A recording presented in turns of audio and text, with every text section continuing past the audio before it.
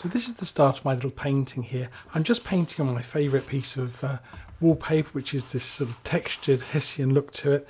And I've just created this background using some black gesso, and I used a piece of car sponge to do this, and it's one that I've just attacked with a pair of pliers, just give it a nice plucking, and then I literally just used this to stipple it on, and this I've left to sit and dry completely. Next step, a little bit of this liquid clear all over, and then we can begin our painting. So I've given everything a nice coat of liquid clear, and the way to test is to use your finger and just firm pressure and just let it skate around on the canvas. If you can leave a trail, like a little speedboat went through it, then you put on too much. If you can just get your finger to glide around nice and evenly, you're probably about right. But have a little look, get the light across it, and you can see the light is shining on my canvas. You can see it's got a nice sort of glossy sheen to it, but it's not so very wet I can leave a trail. If you do put on a bit too much, pick up a paper towel and just gently blot off the excess, but don't scrub it too hard. You do want some left on there. Next, time for some colour. My colour is going to be lavender, and it's about 1 part of phthalo blue and about 5 parts of crimson. Not too blue, make it sort of a nice sort of mid-lavender colour. So a little bit sort of neutral really. We don't want to be too blue, and nor do we want to be too red. And I'm going to be covering my canvas all over with a thin, even layer. I won't sit and make you watch me do this. I'll just do a little bit of time lapse through this section.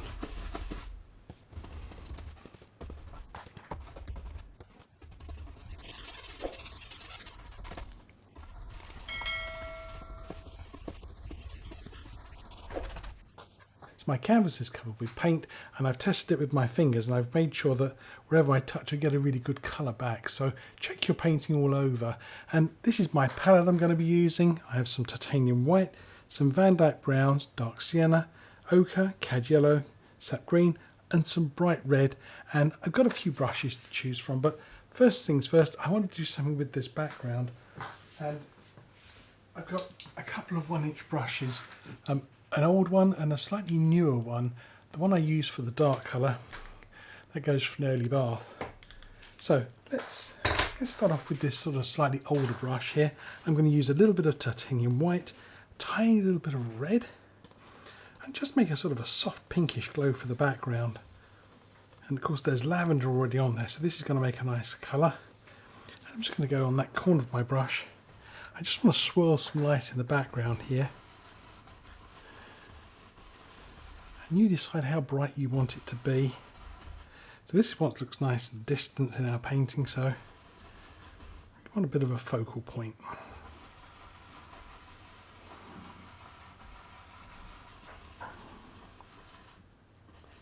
Try not to form the back of my hand too much.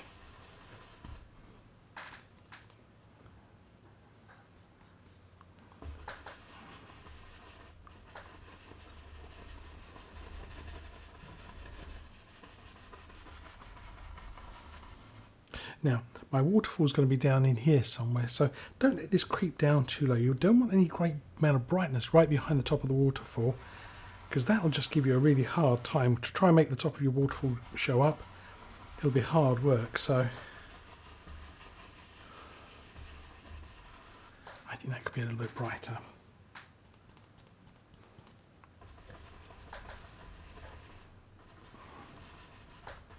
It looks like little background trees, something fun happening in the background, so much the better.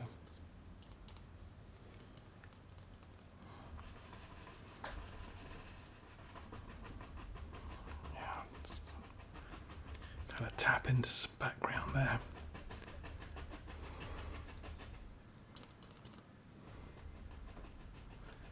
There we go. I'm doing some just tapping on my palette. Tip my brush on its edge, just tap, create some nice distant sort of foliage back in there. Looks kind of good. Now be careful about all these getting a bit too much the same sort of size. If they all start looking the same sort of length, it can look like a set of ribs you're painting here. And if that does happen, well, you can just get in here with your brush and just blend them out a little bit. It's an easy repair.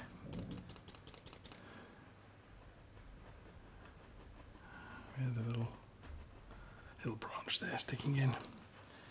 Maybe a little one, not too much the opposite. There we go. Something in here. We'll do a bit more of this corner of the brush painting in a second. There we go.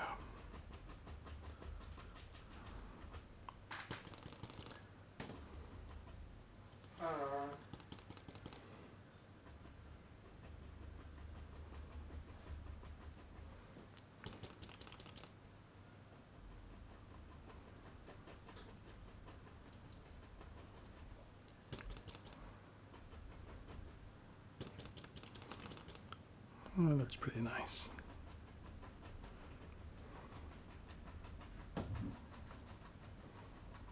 Right, time to add some more detail in here.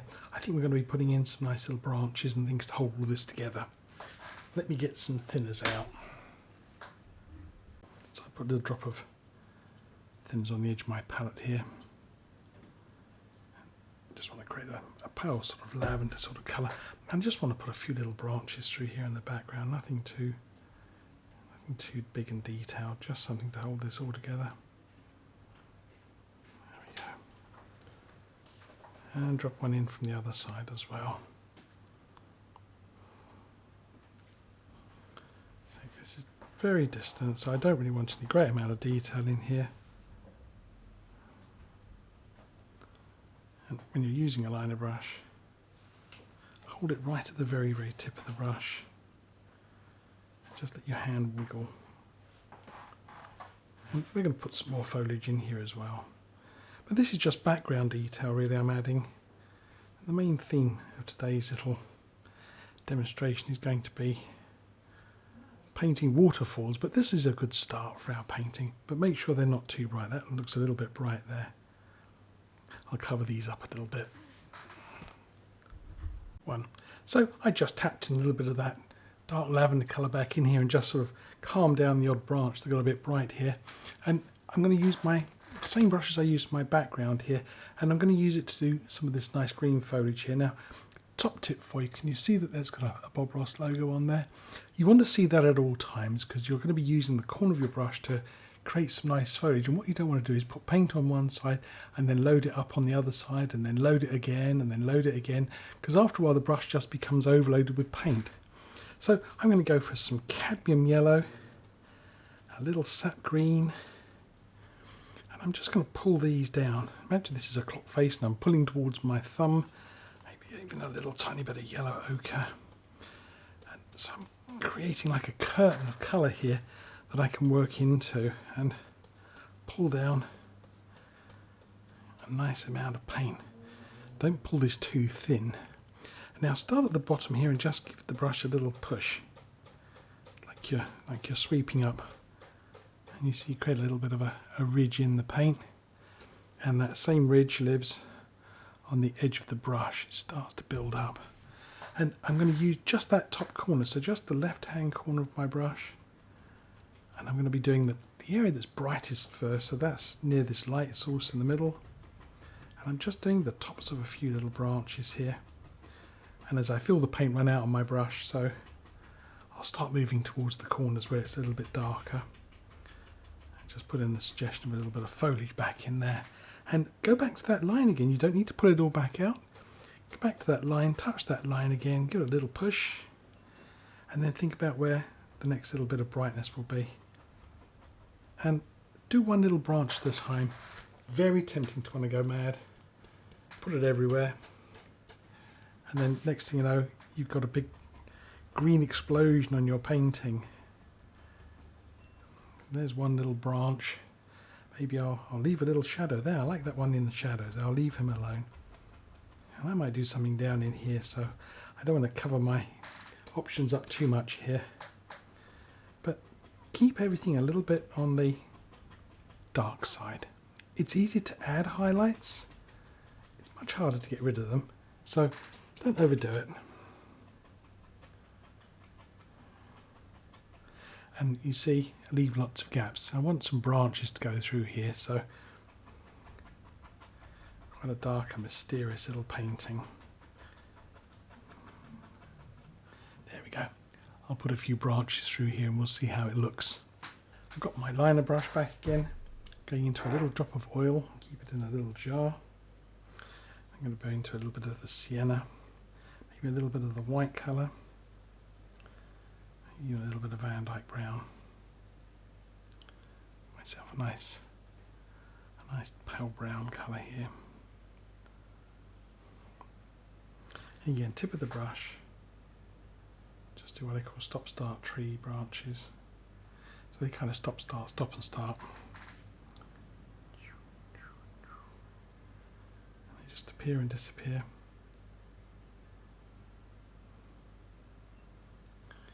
Again, just paint with the tip of the brush. You don't need to paint with the side.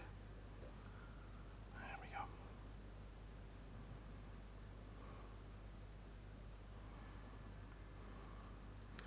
And try when you're doing this, get a little bit of continuity going through there so that it looks like the branches could all be joined up. It really kind of helps if you've got something that looks like it's sort of continuous running through there, rather than sort of branches just dotted around in all sorts of places. There we go.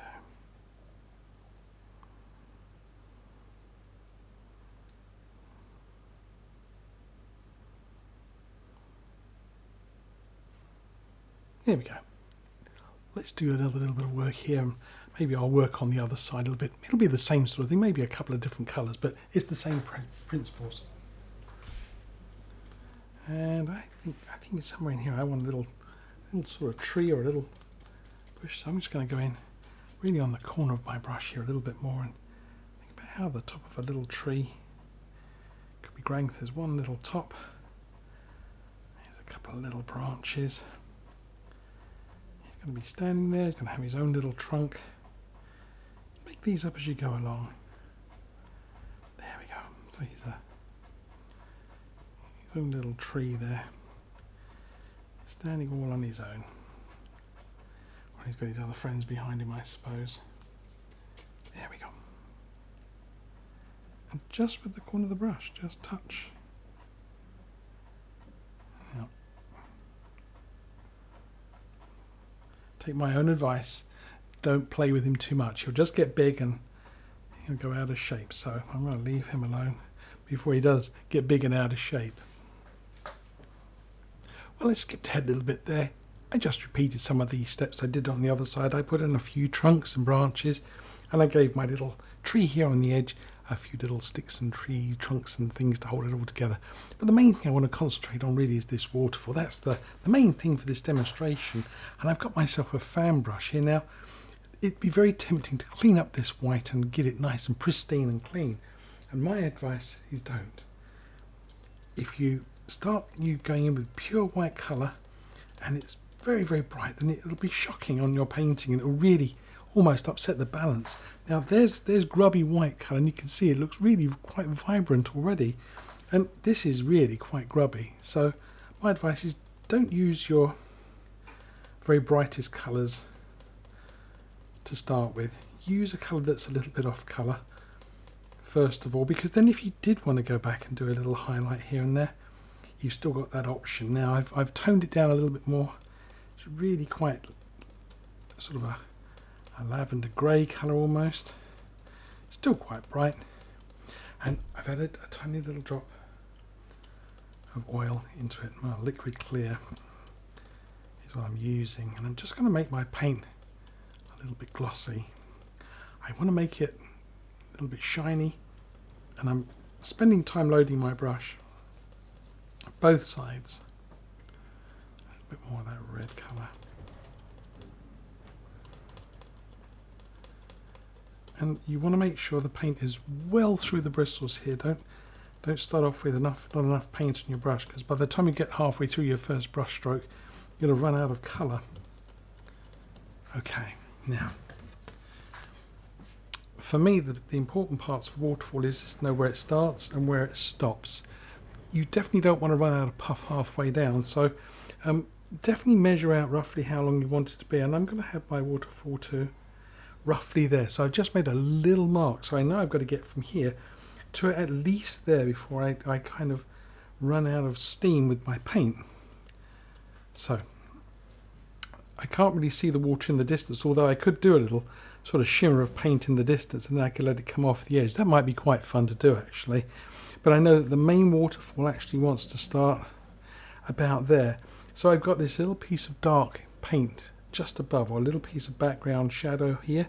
If I was to start too high, then firstly it'd be up above the level of the foliage, which wouldn't look too good, so it has to be a little bit below. And I'm going to be bringing in some rocks here at the side, so pick the starting point carefully. So if I get to sort of do a little bit of distance in my waterfall, so maybe I'm just going to shimmy my brush around. Looks like it's coming in from the distance, and then I'm going to think about dropping in that little waterfall, so I can put a nice little rock in here. Okay, so now I'm getting down below the level of my foliage, and I'm thinking about now dropping in that little waterfall. And this you have to be kind of use a little bit of sort of speed and pace with your brush. Don't be too slow with it. And it's a sort of letter T, but half the letter T. You want to be going across the top and with some pressure. And just let your brush kind of fall. Don't let it go at an angle. Don't do one of those little funny little flick things, but drag your paint down. Reload. Now you see how that kind of looks like it came in from one side. Drag and pull it down and then lift off. And it doesn't matter if you overshoot. It's better to overshoot than to finish short. Now I'm going to come in from the other side. And I'm trying to keep the top of my waterfall fairly level here. I don't want one side high and one side low. I want them fairly level. There's a little gap in the middle. And another little one from the side there. Maybe it looks like there's a little triangle in there. We'll try and do something with that. And the tops of these little waterfalls here, just don't ruin them, just smooth them back a little bit. Maybe we'll do something there as well. Yeah, maybe something like that. So we've got a little bit of width on our waterfall, and we've definitely come down far enough. Is it bright enough? That's the question. Well, if it isn't bright enough, I can always pull down a little bit more paint from here, a little brighter. And maybe sparkle one, maybe this middle one here. Yeah, see a little burst of extra colour there. I save that option. Yeah, and then just blend that back gently.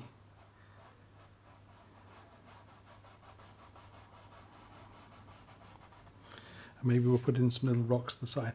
So there you go, your waterfalls. Don't be too sort of mean with them, but kind of go with enough colour. Start with a little bit of a darker colour and then maybe go with something a little bit brighter. Now, down here where the water starts to sort of come towards where it's going to splash into a pool, there's going to be some what I call little sprites. And these are little bit areas on your waterfall where the air pressure starts to break up the water as it falls. And I'm just using my brush on edge here. Let me just get my hand out of the way a little bit. And just tap. Have a look at some photographs of waterfalls. And you'll see these little parts of the water where it just kind of breaks up in midair. Like the air pressure just starts to fragment the waterfall. And just these little sprites, these little broken edges. And of course, this will need a reflection, and being bright at the top, I want my brightest part of my reflection to be down here. So again, I'm going to just brush back, and it doesn't have to be overly accurate. There's going to be some land in here, so I'm just going to brush back up. If it gets too bright, I've got my dark brush here. Okay, let me get my camera in position a little bit better for you. Let me swing that down a little bit. So if this got a little bit too bright, I've got my dark lavender brush here. I can back brush this.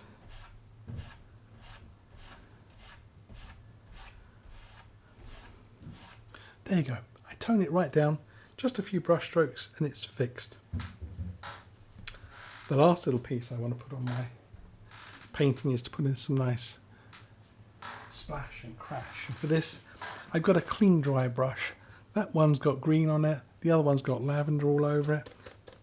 I'm going to go in with just this little brush, and I'm just tapping on the very corner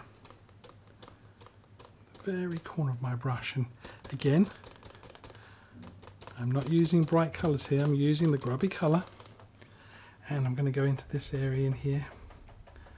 I'm going to just tap in a little bit of splash and crash. And again, keep this a little bit under. Remember, the highlight's at the top here and it's falling down into a shadowy area. And just tap that out. Yeah, just tap that out. Maybe a few little speckles of light on the very, very top. There we go. A few little speckles on the top. And I think we've got a pretty nice waterfall there. Again, not too bright. We've got some rocks to come in the side here. And we've got a few little water lines in there as well to fix up. So that should bring this all together quite nicely. But it's as simple as that. Take your time with your waterfalls. Have some fun. Use a little pressure. Don't use pure white straight away. Okay, next stage coming up. So, having put our waterfall in, let's start putting in some rocks. Now, I'm trying to break out the palette knife for this. And initially I'm going to start by just using plain Van Dyke brown just on the small blade of the knife, and I just want to put in some rocks to the side. Now this is where you've got to pay careful attention to just a few of the little rules of nature here. It's no good you having a rock that's actually lower than the waterfall.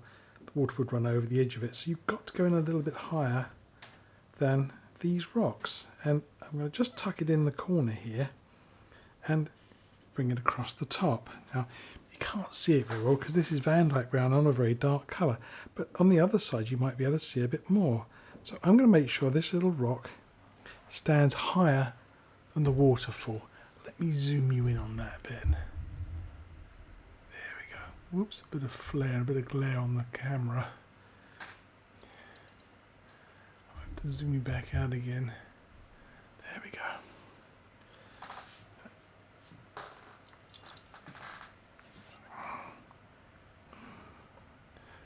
Just going to use this. Imagine you're buttering a little biscuit.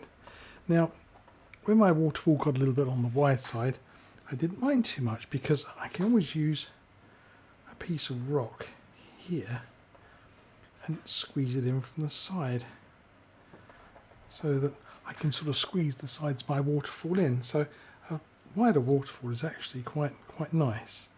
It looks like it's falling down behind these rocks. So let me just squeeze a bit more paint in there, and I'm going to put a little bit more Van Dyke brown across the top. And again, I'm just going to put in a couple of nice little rocks in here, maybe one down near the water's edge might be quite nice. And I'm just smearing on dark brown colour. You might just about be able to see it on the video. Maybe yeah, a little rock in here. Maybe one over on the other side here.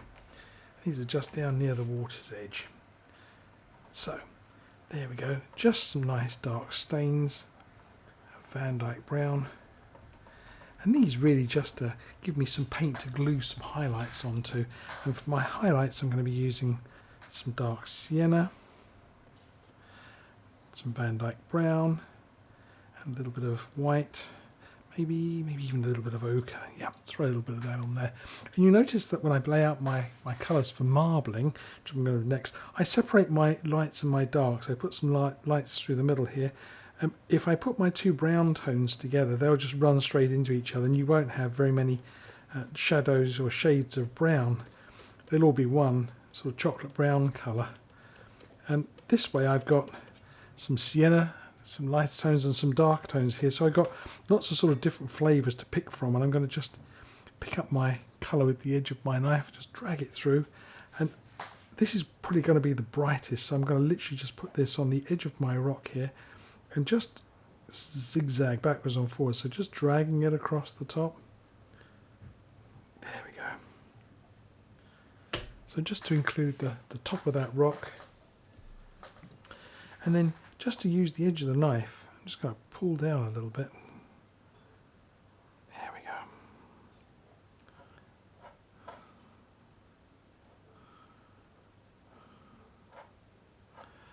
And I just want to get the indication that there's like a little ledge there that you could stand on. And the idea is not to actually replace all of this colour down here with this highlight, but leave a few gaps in here.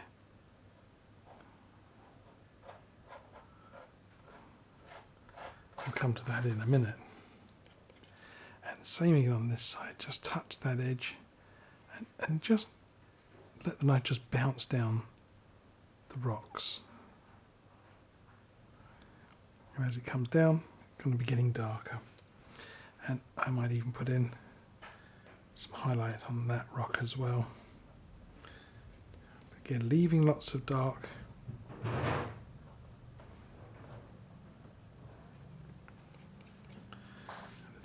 Highlight on that rock too.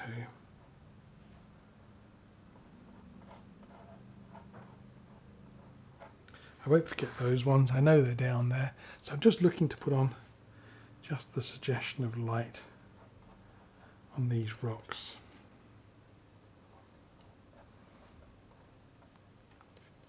Maybe this one's be just a hair brighter. There we go. There we are. Okay, time to put some foliage in. Let's switch brushes. I've gone back to that brush I was using to do all the foliage at the top, and don't forget it's got a logo on it, and I want that to be facing upwards, so I want to put the paint on the back of this brush. And again, I'm going back into my cad yellow, sap green, little ochre, and again I'm going to be loading and favouring this left corner of my brush, because I'm going to be doing this area of my painting coming sort of down and around. I want some little creepers growing over the edges of my waterfall here. So just touch and drag. So just touch and tap rather, not drag. And just putting on some little bits of vegetation here, just sort of growing on the rocks. Now, if you notice here, there's some Van Dyke brown in this area. And if I tap, very hard to get this paint to come off. It comes off much easier where there's just a little bit of lavender. So be careful where you position your dark colours, the underpainting colours, when you're putting on areas for these rocks, because if you put a lot of Van Dyke brown there, you're going to struggle to get the colour to stick. I'm a bit more persistent, and I just pushed into some of this bright sap green colour, which is just happens to be a little bit extra oily, so it's thin enough for it to actually take, but it's really quite a bright colour. So when you're doing this, just be careful where you go with your paint, not to give yourself too many problems, and aim for the areas that are nice and dark. And if you want to grow something over the top of a rock, see I left a little gap there, you can just sneak this in over the top. So I leave lots of little gaps between my rocks. So one big rock maybe has a gap in the middle of it, so I can just sneak this in over the top. So think about all these things when you're painting. It's not just a matter of hit and hope. It's a case of trying to be careful and think about planning your painting a little bit ahead, and think about the whole painting as a finished article before you paint it. And have a few little practice runs. Maybe set up a little piece of canvas and have a little practice of this. Paint a few little rocks and paint some little creepers and vegetation, let them grow down, and see how you get on. Rather than doing a whole painting and then struggle, do a little practice first. And it's always a good idea to have a practice. And I'm just going to let these grow down now. The water is down in here somewhere, so I'm going to make sure I don't go too bright further down. So I use a bit more ochre, a bit less paint. And there is a rock in here as well. So there we go.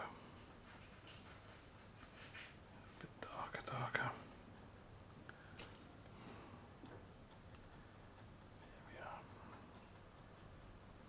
These are a nice little collection of creepers and things, and they kind of got a nice downward angle to them. So they look like they're hanging from the tops of these rocks. And I'm going to go on to the opposite side now. And if you're painting on the other side, then you want to be favouring the right hand corner. So you're going to come this way with your brush. You want to be favouring putting the paint on that right corner first. And again, here I'm thinking about how things maybe could grow. Maybe there's a nice grassy bank in here.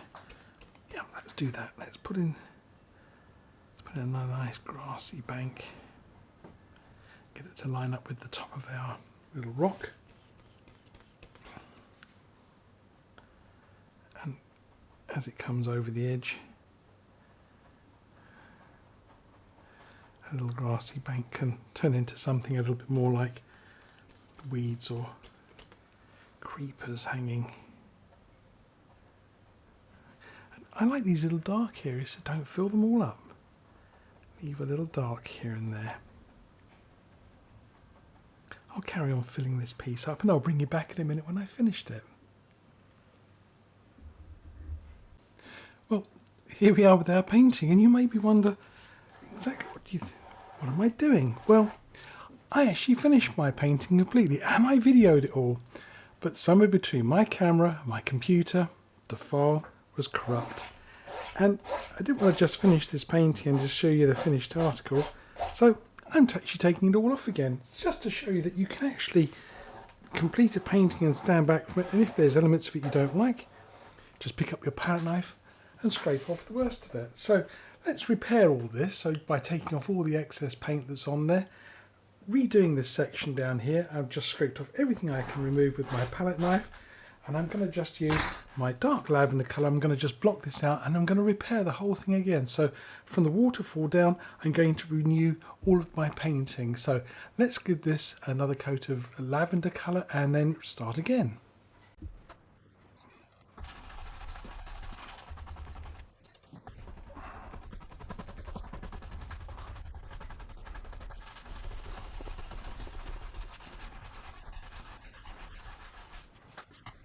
So, all taken away. First things first, let's put on the reflection of our waterfall again. I'm going to go back into some of my dirty grubby white paint here, and because this is light at the top and I want to reverse this, the mirror image, so it'll be brighter at the bottom here.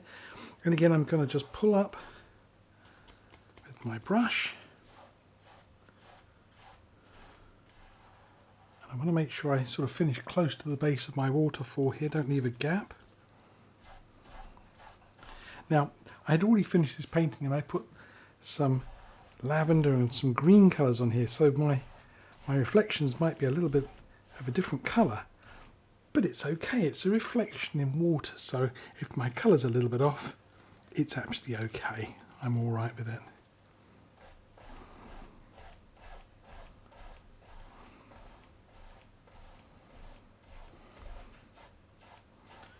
There we go, so that's that repaired. And I'm actually going to go back to my nice brush. I'd even washed all my brushes up as well, so there you go. It shows you how far on I'd gone. And again, load your brush. Don't forget just the corner of the brush. And I'm going to extend some of these little creepers. I'm actually going to have them hanging down into the water a little bit, because I'm actually going to grab some of that and make a nice reflection. So just repair all that. There we go. And I'm not being very careful with this, I'm just dotting it around. So some of this is being reflected in the water, and some of my rock colour as well. So I'm going to get some browns and some, put a little bit of that in there too, just here and there, just a hint of colour. There's a little bit of rock here too. Not too much, but just enough to make a nice reflection of colour in the water. I'm going to use this green brush here. I'm going to just knock off some of this paint. Just dry clean it really well. And I'm going to just carefully grab some of this colour and turn it into a reflection, and that rock. Now, the temptation here is to go over this a couple of times, and all of this becomes really muddy. Dry my brush, so It's very tempting to do it, but you really don't want to do it. There we go. So I've got a nice reflection of that rock. Maybe it's the rock that's a little higher up that's reflecting. There we go. If I tell you, make the same mistake I've told you not to do, I'm going to put down my brush. Now, I could brush across my reflection here and just create a nice wobbling effect, but I'm actually going to be using my palette knife for this bit. I'm going to go into some of this grubby white paint here, and just up here where the waterfall hits the pool in the foreground here, it makes a nice splash, and it's going to make lots of nice ripples. So I really don't need to brush across on this. Now, one thing that the eye does like is for things to curve down at the edges a little bit more. Things below the eye line tend to have a bit of a dip to them. They don't tend to go up at the edges. So I just have this water swirling forwards, make nice sort of swirling patterns.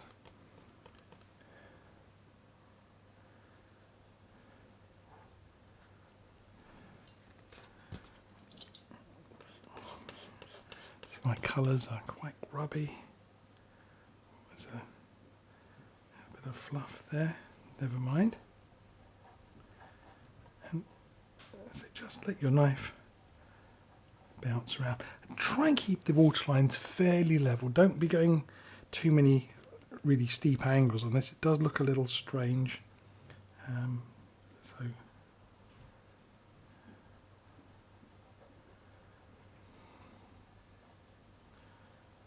there we go.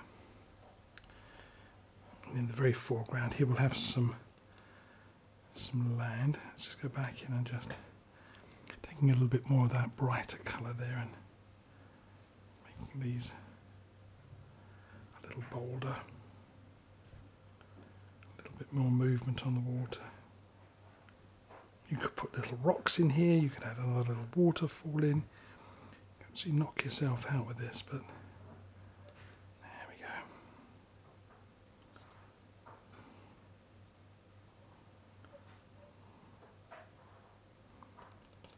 A bit of extra brightness back in there too. Now don't get this over bright down in here because it'll start competing with your waterfall, and that looks a little on the bright side. So I'm going to just take my knife and just run it through there a couple of times and just pick up some of the lavender from underneath. So there we go, tone the whole thing down. Now then, before I finish the foreground, I'm going to make sure this has been videoed and captured. So back in a second and we'll put some land in the foreground. Okay, so there's my finished painting now, and as I say, my top tips for this: leave a little shadow in the background, especially when you're going to come to these waterfalls. You don't want to be competing with bright backgrounds, so leave a little shadow there. Think about the height of the rocks either side of the waterfall, and yes, I did put a little rock in that triangle there. So think about the positions of things. Give yourself room. Know how big your waterfall is going to be. Leave room for all the foreground as well. So map this out. Don't just go at it sort of like a bull in a china shop. And it's okay to have a practice. Take one section of a painting, take this portion of it, and just practice just that one section there. That would just make a lovely little painting there. If you just had a little bit of a 12 by 16 painting, you could do just a small section of this. So it doesn't always have to be a really big painting. So those are my tips for painting waterfalls. And in a couple of weeks' time I'll do another live stream for you, but I hope you found this interesting and I'll paint some more for you. But in the meantime, happy painting, people.